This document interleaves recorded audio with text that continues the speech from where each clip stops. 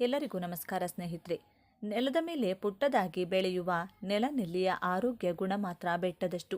ನೆಲದ ಮೇಲೆ ಹರಡಿಕೊಳ್ಳುವ ಪುಟ್ಟ ಗಿಡ ನೆಲನೆಲ್ಲಿ ಆರೋಗ್ಯವನ್ನು ವೃದ್ಧಿಸಲು ಉತ್ತಮ ಮೂಲಿಕೆಯಾಗಿದೆ. ಮೂರ್ತಿ ಚಿಕ್ಕದಾದರೂ ಕೀರ್ತಿ ದೊಡ್ಡದು ಎನ್ನುವ ಮಾತಿದೆ. ಇದು ಗಿಡಮೂಲಿಕೆಗಳ ವಿಚಾರಕ್ಕೆ ಬಂದಾಗ ಸರಿಯಾಗಿ ಹೊಂದಾಣಿಕೆಯಾಗುತ್ತದೆ. ಯಾಕೆಂದರೆ ಅಂಗೈ ಅಗಲದಷ್ಟು ಇರುವ ಸಸ್ಯಗಳು ಊಹಿಸಲಾರದಷ್ಟು ಪ್ರಯೋಜನಗಳನ್ನು ನೀಡುತ್ತವೆ. ದಿನನಿತ್ಯ ನಮ್ಮ ಕಣ್ಣೆದುರು ಕಳೆಗಿಡದಂತೆ ಕಾಣುವ ಅದೆಷ್ಟೋ ಗಿಡಗಳು ಅನೇಕ ಆರೋಗ್ಯ ವೃದ್ಧಿಸುವ ಗುಣಗಳನ್ನು ಹೊಂದಿವೆ. ಅವುಗಳಲ್ಲಿ ಒಂದು ನೆಲನೆಲ್ಲಿ ಗಿಡ. ಇದರ ಬಗ್ಗೆ ಸಂಪೂರ್ಣ ಮಾಹಿತಿ ನೋಡೋಣ ಬನ್ನಿ. ಅದಕ್ಕೂ ಮುಂಚೆ ನೀವಿನ್ನು ಚಾನಲ್ಗೆ ಸಬ್ಸ್ಕ್ರೈಬ್ ಆಗಿಲ್ಲ ಅಂದರೆ ಈಗಲೇ ಸಬ್ಸ್ಕ್ರೈಬ್ ಆಗಿ, ಹಾಗೆ ವಿಡಿಯೋಗೆ ಲೈಕ್ ಮಾಡಿ, ವಿಡಿಯೋ ಸ್ಕಿಪ್ ಮಾಡದೆ ಕೊನೆ ತನಕ ನೋಡಿ. ಹಾಗೆ ನಿಮ್ಮ ಜಿಲ್ಲೆ ಯಾವುದು ಅಂತ ಕಮೆಂಟ್ ಮಾಡಿ. ಮಣ್ಣಿನಲ್ಲಿ ಪುಟ್ಟದಾಗಿ ಬೆಳೆಯುವ ಈ ಗಿಡದ ಎಲೆಗಳು ಚಿಕ್ಕ ಚಿಕ್ಕದಾಗಿರುತ್ತದೆ. ಮಲೆನಾಡಿನ ನೆಲದಲ್ಲಿ ಹೆಚ್ಚಾಗಿ ಕಂಡುಬರುವ ಈ ಸಸ್ಯ ನೆಲದ ಮೇಲೆ ಹರಡಿಕೊಂಡಿರುತ್ತದೆ. ಇದು ಅನೇಕ ರೈತರ ಆರ್ಥಿಕ ಆದಾಯದ ಬೆಳೆ ಕೂಡ ಹೌದು. 10 ಸೆಂಟಿಮೀಟರ್ನಿಂದ 50ರಿಂದ 60 ಸೆಂಟಿಮೀಟರ್ನವರೆಗೂ ಈ ಗಿಡ ಬೆಳೆಯುತ್ತದೆ. ರೋಗ ನಿರೋಧಕ ಶಕ್ತಿಯಿಂದ ವೃದ್ಧಿಯಿಂದ ಹಿಡಿದು ಶೀತ, ನೆಗಡಿಯಂತಹ ಸಣ್ಣ ಪುಟ್ಟ ಕಾಯಿಲೆಗಳಿಗೂ ಇದು ಉತ್ತಮ ಮನೆಮದ್ದಾಗಿದೆ. ಈ ನೆಲನೆಲ್ಲಿಯನ್ನು ತಂಬುಳಿ, ಕಷಾಯ, ಚಟ್ನಿಯನ್ನು ಮಾಡಿ ಸೇವಿಸಬಹುದು. ಜ್ವರಕ್ಕೆ ಉತ್ತಮ ಮನೆಮದ್ದು. ಆಗಾಗ ಬೀಳುವ ಮಳೆ, ಬಿಸಿಲಿನಿಂದ ಆರೋಗ್ಯದಲ್ಲಿ ಏರುಪೇರಾಗಿ ಜ್ವರ, ಶೀತ ಕಾಡುತ್ತದೆ. ಇದಕ್ಕೆ ನೆಲನೆಲ್ಲಿ ಉತ್ತಮ ಮನೆಮದ್ದಾಗಿದೆ. ನೆಲನೆಲ್ಲಿ ಕಷಾಯವನ್ನು ಮಾಡಿ ಸೇವಿಸಿದರೆ ಜ್ವರ ಬೇಗನೆ ಗುಣಮುಖವಾಗುತ್ತದೆ. ಅಲ್ಲದೆ ದೇಹದ ತಾಪಮಾನವನ್ನು ನಿಯಂತ್ರಿಸಲು ನೆರವಾಗುತ್ತದೆ. ಅಲ್ಲದೆ ದೇಹದಲ್ಲಿ ಕೆಲವೊಮ್ಮೆ ಉರಿಯ ಅನುಭವವಾಗುತ್ತದೆ. ಇದು ಕೂಡ ನೆಲನೆಲ್ಲಿಯ ಬಳಕೆಯಿಂದ ಕಡಿಮೆಯಾಗುತ್ತದೆ. ನೆಲನೆಲ್ಲಿ ಗಿಡವನ್ನು ತಂದು ನೀರಿನಲ್ಲಿ ಚೆನ್ನಾಗಿ ತೊಳೆದು 4 ಲೋಟ ನೀರಿನಲ್ಲಿ ಹಾಕಿ ಚೆನ್ನಾಗಿ ಕುದಿಸಿ, ನಂತರ ಅದು ಅರ್ಧ ಭಾಗಕ್ಕೆ ಇಳಿಯುವಷ್ಟು ಕುದಿಸಿ ಸೋಸಿಕೊಂಡು ಸ್ವಲ್ಪ ಬೆಲ್ಲ ಹಾಕಿಕೊಂಡು ಕುಡಿಯಿರಿ. ಜ್ವರದ ತೀವ್ರತೆ ಜಾಸ್ತಿ ಇದ್ದಾಗ ದಿನಕ್ಕೆ 2ರಿಂದ 3 ಬಾರಿ ಸೇವಿಸಿ. ಜ್ವರ ಗುಣಮುಖವಾಗಿ ದೇಹಕ್ಕೆ ಶಕ್ತಿಯು ಬರುತ್ತದೆ. ಲಿವರ್ನ ಆರೋಗ್ಯಕ್ಕೆ ಹೇಳಿ ಮಾಡಿಸಿದ ಔಷಧ.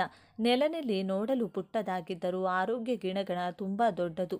ಹೀಗಾಗಿ ನಿಮ್ಮ ಲಿವರ್ ಆರೋಗ್ಯಕ್ಕೆ ನೆಲನೆಲ್ಲಿ ಹೇಳಿ ಮಾಡಿಸಿದ ಔಷಧ. ಮದ್ಯಪಾನ ಮಾಡಿ ಲಿವರ್ ಹಾನಿಗೊಳಗಾದವರಿಗೆ ಇದು ಉತ್ತಮವಾಗಿದೆ.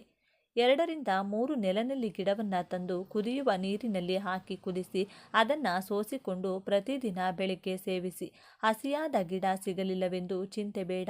ಅಂಗಡಿಗಳಲ್ಲಿ ಒಣಗಿಸಿದ ನೆಲನೆಲ್ಲಿ ಗಿಡ ಸಿಗುತ್ತದೆ. ಅದನ್ನು ನೀರಿಗೆ ಹಾಕಿ ಚೆನ್ನಾಗಿ ಕುದಿಸಿ ಸೇವಿಸಿ. ಇದು ಆರೋಗ್ಯಕ್ಕೆ ಒಳ್ಳೆಯದು. ಆದಷ್ಟು ಫ್ರೆಶ್ ನೆಲ್ಲಿ ಗಿಡ ಬಳಕೆ ಉತ್ತಮ. ರೋಗ ನಿರೋಧಕ ಶಕ್ತಿ ಹೆಚ್ಚು ಮಾಡುತ್ತದೆ. ಬದಲಾಗುತ್ತಿರುವ ಹವಾಮಾನ, ಕೊರೋನಾ ಆತಂಕ, ಮಳೆಗಾಲದಲ್ಲಿ ಹರಡುವ ಕಾಯಿಲೆಗಳು ಆರೋಗ್ಯವನ್ನು ಹದಗೆಡಿಸುತ್ತವೆ. ಇದಕ್ಕೆಲ್ಲ ಕಾರಣ ರೋಗ ನಿರೋಧಕ ಶಕ್ತಿಯ ಕೊರತೆ. ಇದಕ್ಕೆ ನೆಲನೆಲ್ಲಿ ರಾಮಬಾಣದಂತೆ ಕೆಲಸ ಮಾಡುತ್ತದೆ. ನೆಲನೆಲ್ಲಿಯ ತಂಬುಳಿ ಅಥವಾ ಚಟ್ನಿಯನ್ನು ಮಾಡಿ ಊಟದ ಜೊತೆಗೆ ತಿನ್ನುವ ಅಭ್ಯಾಸವಿಟ್ಟುಕೊಂಡ್ರೆ ದೇಹಕ್ಕೆ ರೋಗವನ್ನು ತಡೆಗಟ್ಟಬಹುದಾದಷ್ಟು ಪ್ರತಿರೋಧ ಶಕ್ತಿಯನ್ನು ಪಡೆದುಕೊಳ್ಳಬಹುದು. ಆದ್ದರಿಂದ ನಿಮ್ಮ ಮನೆಯ ಹಿತ್ತಲಿನಲ್ಲಿ ಎಲ್ಲಾದರೂ ನೆಲನೆಲ್ಲಿ ಗಿಡ ಕಂಡುಬಂದರೆ ಅವಶ್ಯವಾಗಿ ಬೆಳೆಸಿ. ಆಪತ್ಕಾಲದಲ್ಲಿ ಉಪಯೋಗಕ್ಕೆ ಬರುವುದು ಪಕ್ಕಾ. ಮೂತ್ರದ ಸಮಸ್ಯೆಗಳಿದ್ರೆ ನೆಲನೆಲ್ಲಿ ಮೂತ್ರದ ಸಮಸ್ಯೆಗಳಿದ್ರೆ ಬೆರಳೆಣಿಕೆಯಷ್ಟು ದಿನಗಳಲ್ಲಿ ಅದನ್ನು ಪರಿಹಾರ ಮಾಡುತ್ತದೆ. ನೆಲನೆಲ್ಲಿ ಗಿಡದ ಎಲೆಗಳನ್ನು ತಂದು ಅದರ ರಸವನ್ನು ತೆಗೆದು ಕುಡಿಯುತ್ತಾ ಬಂದರೆ ಮೂತ್ರಕೋಶದ ಸಮಸ್ಯೆಗಳು ಪರಿಹಾರವಾಗುತ್ತದೆ. ಉರಿ ಮೂತ್ರ, ಮೂತ್ರಕೋಶದ ಕಲ್ಲು, ಯೋನಿಯಲ್ಲಿ ನೋವಿನಂತಹ ಸಮಸ್ಯೆಗಳನ್ನು ಪರಿಹಾರ ಮಾಡುತ್ತದೆ. ನೆಲನೆಲ್ಲಿ ಸೊಪ್ಪಿನ ಬಳಕೆ ಆದಷ್ಟು ಹಸಿದ ಹೊಟ್ಟೆಯಲ್ಲಿರಲಿ. ಆಗ ಮದ್ದು ದೇಹಕ್ಕೆ ತಾಗುತ್ತದೆ. ಬೆಳಗ್ಗೆ ಖಾಲಿ ಹೊಟ್ಟೆಯಲ್ಲಿ ನೆಲನೆಲ್ಲಿ ಸೊಪ್ಪಿನ ರಸವನ್ನು ತೆಗೆದು ಸೇವಿಸಿ. ಇದು ಹೊಟ್ಟೆಯ ಸಮಸ್ಯೆಗಳನ್ನು ಕೂಡ ಸರಿ ಮಾಡುತ್ತದೆ. ಹೊಟ್ಟೆ ನೋವು, ಅಜೀರ್ಣದಂಥ ಅನಾರೋಗ್ಯಕ್ಕೆ ಉತ್ತಮ ಮನೆಮದ್ದಾಗಿದೆ. ಮಧುಮೇಹ ನಿಯಂತ್ರಣ. ಇತ್ತೀಚಿನ ದಿನಗಳಲ್ಲಿ ಮಧುಮೇಹ ಸಾಮಾನ್ಯ ಕಾಯಿಲೆಯಂತಾಗಿದೆ. ಆದರೆ ಅದರ ತೀವ್ರತೆ ಮಾತ್ರ ಕಡಿಮೆ ಇಲ್ಲ. ಆಗಾಗ ಸುಸ್ತು, ತಲೆ ಸುತ್ತುವಿಕೆ ಮಧುಮೇಹಿಗಳಲ್ಲಿ ಹೆಚ್ಚು ತೊಂದರೆ ನೀಡುತ್ತದೆ. ನೆಲನೆಲ್ಲಿ ರಕ್ತದಲ್ಲಿನ ಇನ್ಸುಲಿನ್ ಮಟ್ಟವನ್ನು ಸಮತೋಲನದಲ್ಲಿರಿಸಿ ಮಧುಮೇಹವನ್ನು ನಿಯಂತ್ರಿಸಲು ಸಹಾಯಕವಾಗಿದೆ. ಈ ಕುರಿತು ಹಲವು ಅಧ್ಯಯನಗಳು ಕೂಡ ಸಾಬೀತು ಮಾಡಿವೆ. ಹೀಗಾಗಿ ಮಧುಮೇಹಿಗಳು ನೆಲನೆಲ್ಲಿಯನ್ನು ಬಳಸುವುದು ಉತ್ತಮವಾಗಿದೆ. ನೆಲನೆಲ್ಲಿ ಕಷಾಯವನ್ನು ಮಾಡಿ ಸೇವಿಸಿದರೆ ರುಚಿಯಾಗಿ ಇರುತ್ತದೆ. ಜೊತೆಗೆ ಆರೋಗ್ಯಕ್ಕೂ ಒಳ್ಳೆಯದು. ನೆಲನೆಲ್ಲಿಯ ಗಿಡವನ್ನು ತಂದು ಚೆನ್ನಾಗಿ ತೊಳೆದು ನೀರಿಗೆ ಹಾಕಿ ಕುದಿಸಿಕೊಳ್ಳಿ. ನಂತರ ಅದನ್ನು ಸೋಸಿಕೊಂಡು ಖಾಲಿ ಹೊಟ್ಟೆಯಲ್ಲಿ ಸೇವಿಸಿ. ಯಾವುದೇ ಮೂಲಿಕೆಗಳ ಔಷಧವನ್ನು ಖಾಲಿ ಹೊಟ್ಟೆಯಲ್ಲಿ ಸೇವಿಸಿದರೆ ಮಾತ್ರ ಹೆಚ್ಚು ಪರಿಣಾಮಕಾರಿಯಾಗಿರುತ್ತದೆ. ಆದ್ದರಿಂದ ನೆಲನೆಲ್ಲಿ ನಿಮ್ಮ ಆರೋಗ್ಯ ಸ್ನೇಹಿತ ಎನ್ನುವುದರಲ್ಲಿ ತಪ್ಪಿಲ್ಲ. ಸ್ನೇಹಿತರೆ, ಈ ಗಿಡ ಎಷ್ಟೊಂದು ಪವರ್ಫುಲ್ ಅಂತ ನಾವು ಎಷ್ಟೋ ರೀತಿಯಲ್ಲಿ ಕಾಯಿಲೆಗಳನ್ನು ಗುಣಪಡಿಸಿಕೊಳ್ಳಲು ಲಕ್ಷಾಂತರ ರೂಪಾಯಿಗಳನ್ನು ಖರ್ಚು ಮಾಡುತ್ತೇವೆ. ಆದರೆ ನಮ್ಮ ಸುತ್ತಲೂ ಇರುವಂಥ ಇಂಥ ಗಿಡಗಳು ನಮಗೆ ದೇವರು ಕೊಟ್ಟಂಥ ವರ, ಆದರೆ ಅದನ್ನು ಮಾತ್ರ ನಾವು ಗಮನಿಸುವುದಿಲ್ಲ. ಈ ನೆಲನೆಲ್ಲಿ ಗಿಡವನ್ನು ಮೂಳೆ ಮುರಿದ ಕಡೆ ಯಾವ ಯಾವ ರೀತಿ ಕಟ್ಟಬೇಕು ಅಂತ ನೋಡೋಣ. ಕೆಲವು ನೆಲನೆಲ್ಲಿ ಗಿಡಗಳನ್ನು ಕಲ್ಲುಪ್ಪಿನ ಜೊತೆ ಬೆರೆಸಿ ಅರೆದು ಈ ಮಿಶ್ರಣವನ್ನು ಮೂಳೆ ಮುರಿದ ಕಡೆ ಇಟ್ಟು ಅದರ ಮೇಲೆ ಒಂದು ಬಟ್ಟೆ ಕಟ್ಟಿದರೆ ನಿಧಾನವಾಗಿ ಮುರಿದ ಮೂಳೆಗಳು ಕೂಡಿಕೊಳ್ಳುತ್ತದೆ. ಈ ಮಿಶ್ರಣವನ್ನು ದೇಹದ ಮೇಲೆ ಆಗಿರುವಂಥ ಗಾಯಗಳು ಅಥವಾ ಅಲರ್ಜಿ ಇಡುವ ಕಡೆ ಬಳಸಿದರೆ ಅತಿ ಬೇಗನೆ ಮಚ್ಚೆ ಕೂಡ ಇರದಂತೆ ಅಲರ್ಜಿ ಅಥವಾ ಗಾಯಗಳು ಮಾಯವಾಗುತ್ತೆ. ಸ್ನೇಹಿತರೆ, ಹಲ್ಲುಜ್ಜಿ 10 ನಿಮಿಷದಲ್ಲಿಯೇ ಕೆಲವರಿಗೆ ಬಾಯಿ ದುರ್ನಾತ ಬರುತ್ತದೆ. ಅದಕ್ಕಾಗಿ ಅವರು ಆಗಾಗ ಬಾಯಿ ಮುಕ್ಕಳಿಸೋದು, ದಿನದಲ್ಲಿ 2-3 ಸಲ ಹಲ್ಲುಜ್ಜೋದು, ಮೌತ್ ಫ್ರೆಶರ್ನ ಬಳಸೋದು, ಚೂಯಿಂಗ್ ಗಮ್ ತಿನ್ನುವುದು ಈ ಎಲ್ಲ ಮಾಡ್ತಾ ಇರ್ತಾರೆ. ಆ ನೆಲನೆಲ್ಲಿ ಗಿಡವನ್ನು ಚೆನ್ನಾಗಿ ಕುಟ್ಟಿ ಆ ಮಿಶ್ರಣವನ್ನು ಒಂದು ಲೋಟ ನೀರಿನಲ್ಲಿ ಹಾಕಿ ರಾತ್ರಿ ಎಲ್ಲ ಹಾಗೆ ಬಿಟ್ಟು ಬೆಳಿಗ್ಗೆ ಹಲ್ಲುಜ್ಜಿದ ಮೇಲೆ ಆ ನೀರಿನಿಂದ ಬಾಯಿ 3 ಸಲ ಮುಕ್ಕಳಿಸಿದರೆ ಆ ಇಡೀ ದಿನ ಬಾಯಿ ದುರ್ನಾತ ಬರುವುದಿಲ್ಲ. ಇನ್ನು ಶೀತ, ನೆಗಡಿ, ಕೆಮ್ಮು ಸಮಸ್ಯೆ ಇರುವವರು ಈ ನೆಲನೆಲ್ಲಿ ಕಷಾಯ ಕುಡಿದರೆ ಅತಿ ಬೇಗನೆ ಶೀತ, ನೆಗಡಿ, ಕೆಮ್ಮು ಹೊರಟು ಹೋಗುತ್ತದೆ. ಸ್ನೇಹಿತರೆ, ಈ ಗಿಡದ ರಸ 1 ಚಮಚ ಅಥವಾ ಒಂದು ಗಿಡದ ಪುಡಿಯನ್ನು 3 ದಿನಗಳ ಕಾಲ 1 ಚಮಚ ತಿಂದರೆ ಕಾಯಿಲೆ ಹೊರಟು ಹೋಗುತ್ತದೆ. ಹಾಗೆ ಹಸಿವಾಗದೇ ಇರುವುದು ಅಥವಾ ತಿಂದಿರುವುದು ಜೀರ್ಣವಾಗದೇ ಇದ್ದರೆ ಈ ನೆಲನೆಲ್ಲಿ ರಸವನ್ನು ಊಟ ತಿನ್ನುವುದಕ್ಕೂ ಮೊದಲು 1 ಚಮಚದಂತೆ ಕೆಲ ದಿನಗಳ ಕಾಲ ಕುಡಿಯುತ್ತಿದ್ದರೆ ಈ ಸಮಸ್ಯೆ ಸಂಪೂರ್ಣವಾಗಿ ಹೊರಟು ಹೋಗುತ್ತದೆ. ನಮ್ಮ ಮನೆಯಲ್ಲಿ ಯಾವ ವಯಸ್ಸಿನವರಿಗಾದರೂ ಸರಿ ಬಿಕ್ಕಳಿಕೆ ನಿಲ್ಲದೆ ಬರುತ್ತಿದ್ದರೆ ನೆಲನೆಲ್ಲಿ ಎಲೆಗಳ ರಸದಲ್ಲಿ ಸ್ವಲ್ಪ ಸಕ್ಕರೆ ಬೆರೆಸಿ ಕುಡಿದರೆ ಕೂಡಲೇ ಬಿಕ್ಕಳಿಕೆ ನಿಂತು ಹೋಗುತ್ತದೆ. ಇನ್ನು ಮಲಬದ್ಧತೆಗಾದರೆ ಈ ಗಿಡ ಅದ್ಭುತವಾಗಿ ಕೆಲಸ ಮಾಡುತ್ತದೆ. ನೆಲನೆಲ್ಲಿ ಗಿಡದ ಎಲೆಗಳನ್ನು ಅರೆದು ಚಿಕ್ಕ ಚಿಕ್ಕ ಗುಳಿಗೆಗಳಂತೆ ತಯಾರಿಸಿಕೊಂಡು ಪ್ರತಿದಿನ ಮಲಗುವ ಮುಂಚೆ ಒಂದೊಂದು ಗುಳಿಗೆ ತಿನ್ನುತ್ತಿದ್ದರೆ ಮಲಬದ್ಧತೆ ಸಂಪೂರ್ಣವಾಗಿ ಗುಣವಾಗುತ್ತದೆ.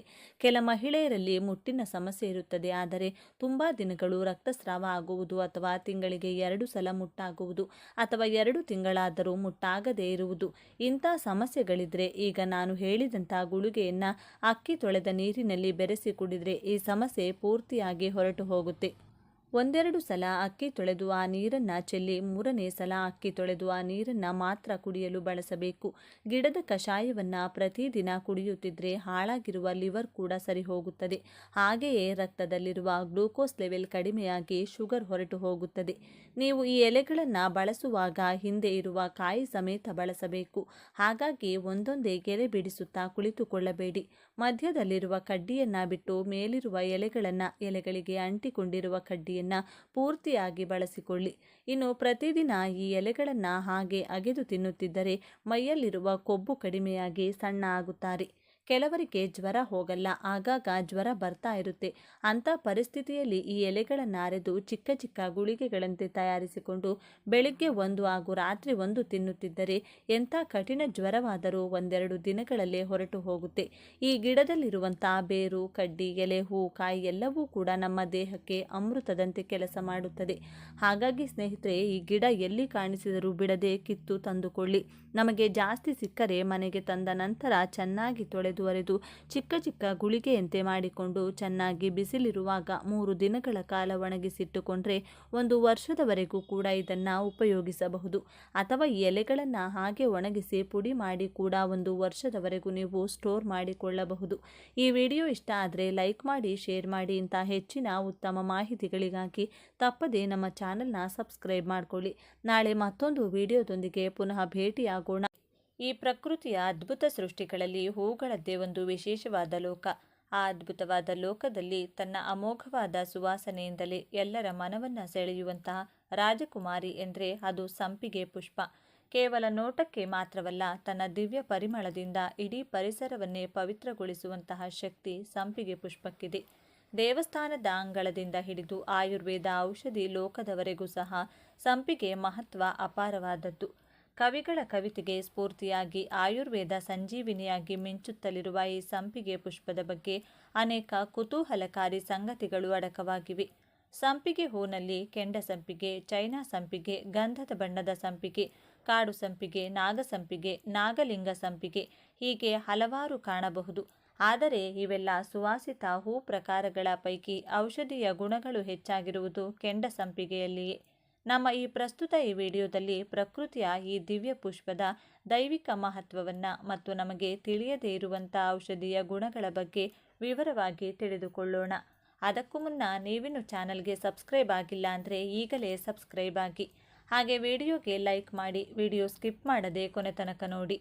ಸಂಪಿಗೆಯ ಮಹತ್ವ. ಈ ಭೂಮಿಯ ಮೇಲಿರುವ ಅತ್ಯಂತ ಪುರಾತನ ಹೂ ಬಿಡುವ ಸಸ್ಯಗಳಲ್ಲಿ ಸಂಪಿಗೆ ಒಂದು. ಪರಿಮಳದಲ್ಲಿ ಸಂಪಿಗೆಯನ್ನು ಮೀರಿಸುವ ವೃಕ್ಷ ಇನ್ನೊಂದಿಲ್ಲ. ಈ ಸಂಪಿಗೆ ಹೂವನ್ನೇ ಸಂಸ್ಕೃತ ಭಾಷೆಯಲ್ಲಿ ಚಂಪಕ ಎಂದು ಕರೆಯಲಾಗುತ್ತದೆ. ಇದರ ಮೊಗ್ಗುಗಳನ್ನು ಚಂಪಕ ಕಲಿಕ ಎಂದು ವರ್ಣಿಸಲಾಗುತ್ತದೆ.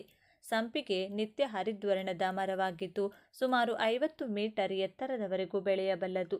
ನಮ್ಮ ಸನಾತನ ಹಿಂದೂ ಧರ್ಮದಲ್ಲಿ ಸಂಪಿಗೆ ಮರವನ್ನು ಆಲದ ಮರ ಮತ್ತು ಅರಳಿ ಮರದಷ್ಟೇ ಪವಿತ್ರ ಎಂದು ಭಾವಿಸಲಾಗುತ್ತದೆ.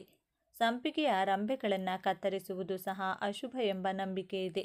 ಮನೆಯ ಮುಂದೆ ಸಂಪಿಗೆ ಮರವಿದ್ರೆ ಅತ್ಯಂತ ಶುಭಕರ ಎಂದು, ಅಂತಹ ಮನೆಗಳಲ್ಲಿ ಸಕಾರಾತ್ಮಕ ಶಕ್ತಿ ಯಾವಾಗಲೂ ನೆಲೆಸಿರುತ್ತದೆ ಎಂದು ನಂಬಲಾಗುತ್ತದೆ.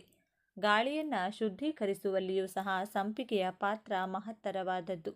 ಅತಿ ಹೆಚ್ಚು ಮಾಲಿನ್ಯವಿರುವಂಥ ಕೈಗಾರಿಕಾ ಪ್ರದೇಶಗಳಲ್ಲಿ ಅಥವಾ ರಸ್ತೆಯ ಬದಿಗಳಲ್ಲಿ ಬೆಳೆಸಲು ಇದು ಸೂಕ್ತವಾದ ಮರವೆನಿಸಿಕೊಳ್ಳುತ್ತದೆ. ಲಲಿತ ಸಹಸ್ರನಾಮದಲ್ಲಿ ನವಚಂಪಕ ಪುಷ್ಪ ಬನಾಸದಂಡ ವಿರಾಜಿತ ಎಂಬ ಸುಪ್ರಸಿದ್ಧ ಸಾಲೊಂದಿದೆ. ಅಂದರೆ ಶ್ರೀ ಲಲಿತಾಂಬಾ ದೇವಿಯ ಮೂಗು ಈಗಷ್ಟೇ ಅರಳಿದ ಸಂಪಿಗೆಯ ಮೊಗ್ಗಿನಂತೆ ಸುಂದರವಾಗಿ, ನೀಳವಾಗಿ ಮತ್ತು ಆಕರ್ಷಕವಾಗಿ ಶೋಭಿಸುತ್ತಲಿದೆ ಎಂದರ್ಥ. ದೇವಿಯ ಉನ್ನತ ಮಟ್ಟದ ಸೌಂದರ್ಯಕ್ಕೆ ಸಂಪಿಗೆಯನ್ನು ಹೋಲಿಸುವುದರಿಂದಲೇ ದೇವಿಗೆ ಪ್ರಿಯವಾದ ಪುಷ್ಪಗಳಲ್ಲಿ ಸಂಪಿಗೆಗೆ ಅಗ್ರಗಣ್ಯ ಸ್ಥಾನವನ್ನು ನೀಡಲಾಗುತ್ತದೆ. ಕಾಮದೇವ ಬಳಸುವ 5 ಪುಷ್ಪ ಬಾಣಗಳಲ್ಲಿ ಸಂಪಿಗೆಯೂ ಸಹ ಒಂದು. ಇದು ಮನುಷ್ಯನ ಮನಸ್ಸಿನಲ್ಲಿ ಸೌಂದರ್ಯ ಹಾಗೂ ಆಕರ್ಷಣೆಯ ಭಾವನೆಯನ್ನು ಮೂಡಿಸುವ ಶಕ್ತಿಯನ್ನು ಹೊಂದಿರುತ್ತದೆ. ಹೆಚ್ಚಿನ ಹೂಗಳು ಬಾಡಿದ ನಂತರ ವಾಸನೆಯನ್ನು ಕಳೆದುಕೊಳ್ಳುತ್ತವೆ.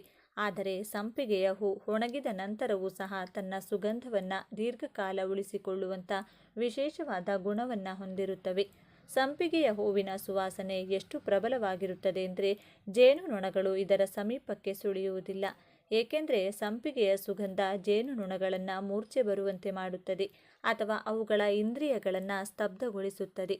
ಹಾಗಾಗಿಯೇ ಜೇನುನೊಣಗಳು ಈ ಹೂವಿನಿಂದ ದೂರವಿರುತ್ತವೆ. ಜೇನುನೊಣಗಳು ಬದಲಾಗಿ ಜೀರುಂಡೆಗಳು ಸಂಪಿಗೆಯ ಪರಾಗಸ್ಪರ್ಶಕ್ಕೆ ಸಹಾಯವನ್ನು ಮಾಡುತ್ತವೆ. ಸಂಪಿಗೆಯ ಹೂ ಯಾವ ದೇವರಿಗೆ ಶ್ರೇಷ್ಠ? ಸಂಪಿಗೆ ಹೂ ಬಾಡಿದರೂ ಸಹ ಅದರ ಘಮಘಮ ಪರಿಮಳ ಮಾಸುವುದಿಲ್ಲ. ಇದು ಸ್ಥಿರ ಭಕ್ತಿಯನ್ನು ಸಂಕೇತಿಸುತ್ತದೆ. ಆದ್ದರಿಂದಲೇ ಇದನ್ನು ದೇವರಿಗೆ ಅರ್ಪಣೆ ಮಾಡುವುದರಿಂದ ದೀರ್ಘಕಾಲದ ಪುಣ್ಯ ಪ್ರಾಪ್ತವಾಗುತ್ತದೆ. ಅದರಲ್ಲಿಯೂ ಮುಖ್ಯವಾಗಿ ಸಂಪಿಗೆಯ ಪುಷ್ಪ ಮಹಾಲಕ್ಷ್ಮೀ ದೇವರು, ಶ್ರೀಕೃಷ್ಣ ಪರಮಾತ್ಮರು ಮತ್ತು ಗಣಪತಿ ದೇವರಿಗೆ ಅತ್ಯಂತ ಪ್ರಿಯವಾಗಿದ್ದಾಗಿದೆ. ಸಂಪಿಗೆಯ ಸುವಾಸನೆ ಮಹಾಲಕ್ಷ್ಮೀ ದೇವಿಯನ್ನು ತನ್ನತ್ತ ಆಕರ್ಷಿಸುವ ಶಕ್ತಿಯನ್ನು ಹೊಂದಿರುತ್ತದೆ.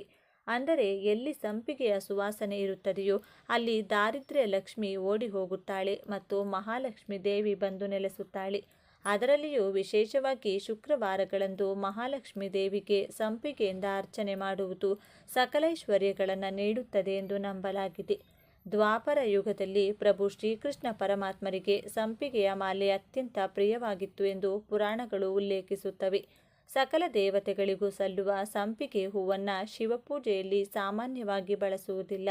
ಶಿವಪೂಜೆಯಲ್ಲಿ ಸಂಪಿಗೆಯನ್ನು ಬಳಸದಿರುವುದಕ್ಕೂ ಸಹ ಒಂದು ಪೌರಾಣಿಕ ಕಥೆ ಇದೆ. ಪುರಾಣ ಕಥೆಯ ಪ್ರಕಾರ ಗೋಕರ್ಣದ ಶಿವ ದೇಗುಲಕ್ಕೆ ತೆರಳುವ ದಾರಿಯಲ್ಲಿ ಒಂದು ಸುಂದರವಾದ ಸಂಪಿಗೆ ಮರವಿದ್ದಿತ್ತು. ಒಬ್ಬ ದುಷ್ಟ ವ್ಯಕ್ತಿಯು ಪ್ರತಿನಿತ್ಯ ಆ ಮರದ ಹೂಗಳನ್ನು ಕದ್ದು ಶಿವದೇವರಿಗೆ ಅರ್ಪಿಸಿ ಶಿವದೇವರನ್ನು ಪ್ರಸನ್ನಗೊಳಿಸುತ್ತಿದ್ದ. ಆ ವ್ಯಕ್ತಿ ದುಷ್ಟನಾದರೂ ಸಹ ಆತನು ಅರ್ಪಿಸುತ್ತಿದ್ದ ಹೂಗಳ ಸುವಾಸನೆಯಿಂದ ಪ್ರಸನ್ನರಾದಂಥ ಶಿವ ಪರಮಾತ್ಮರು ಆತನಿಗೆ ವಿಶೇಷವಾದ ವರಗಳನ್ನು ನೀಡಿದ್ದರು. ಇದರಿಂದ ಆ ವ್ಯಕ್ತಿ ಅಹಂಕಾರಿಯಾಗಿ ಜನರನ್ನು ಪೀಡಿಸುತ್ತಿದ್ದನಂತೆ. ಒಮ್ಮೆ ನಾರದ ಮಹರ್ಷಿಗಳು ಪವಿತ್ರವಾದ ಗೋಕರ್ಣ ಕ್ಷೇತ್ರಕ್ಕೆ ಭೇಟಿಯನ್ನು ನೀಡಲು ಆಗಮಿಸುತ್ತಿದ್ದರಂತೆ. ಆಗ ದೇವಾಲಯದ ಹಾದಿಯಲ್ಲಿ ಅವರಿಗೆ ಅತ್ಯಂತ ಸುವಾಸನೆಯುತವಾದ ಈ ಸಂಪಿಗೆಯ ಮರ ಕಂಡುಬರುತ್ತದೆ. ಆ ಮರದ ಬಳಿಯೇ ಆ ದುಷ್ಟ ಮನುಷ್ಯನು ಸಹ ಶಿವಪೂಜೆಗಾಗಿ ಹೂಗಳನ್ನು ಕೇಳುತ್ತಿರುವುದನ್ನು ನಾರದ ಮಹರ್ಷಿಗಳು ಕಾಣುತ್ತಾರೆ. ಆದರೆ ಆ ವ್ಯಕ್ತಿ ನಾರದರನ್ನು ನೋಡಿದ ತಕ್ಷಣ ತನ್ನಲ್ಲಿದ್ದ ಹೂಗಳನ್ನೆಲ್ಲ ಅಡಗಿಸಿಟ್ಟುಕೊಳ್ಳುತ್ತಾನೆ. ಆಗ ನಾರದರು ಆ ವ್ಯಕ್ತಿಯನ್ನ ಕುರಿತು ಹೂಗಳನ್ನು ನೀನು ಕೇಳುತ್ತಿರುವೆಯೇ ಎಂದು ಕೇಳುತ್ತಾರೆ. ಆ ವ್ಯಕ್ತಿ ಇಲ್ಲ ಎಂದು ಸುಳ್ಳನ್ನು ನುಡಿಯುತ್ತಾನೆ.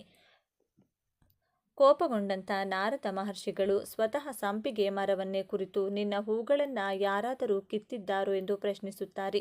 ದುಷ್ಟ ವ್ಯಕ್ತಿಗೆ ಹೆದರಿದ ಮರವೂ ಸಹ ಇಲ್ಲ ಎಂದು ಅಸತ್ಯವನ್ನ ನುಡಿಯುತ್ತದೆ. ತದನಂತರ ನಾರದರು ದೇವಾಲಯದ ಒಳ ಪ್ರವೇಶ ಮಾಡಿದಾಗ ಶಿವಲಿಂಗ ಸಂಪೂರ್ಣವಾಗಿ ಸಂಪಿಗೆ ಹೂಗಳಿಂದ ಅಲಂಕೃತಗೊಂಡಿರುವುದನ್ನು ಕಂಡು ಆಶ್ಚರ್ಯಗೊಳ್ಳುತ್ತಾರೆ.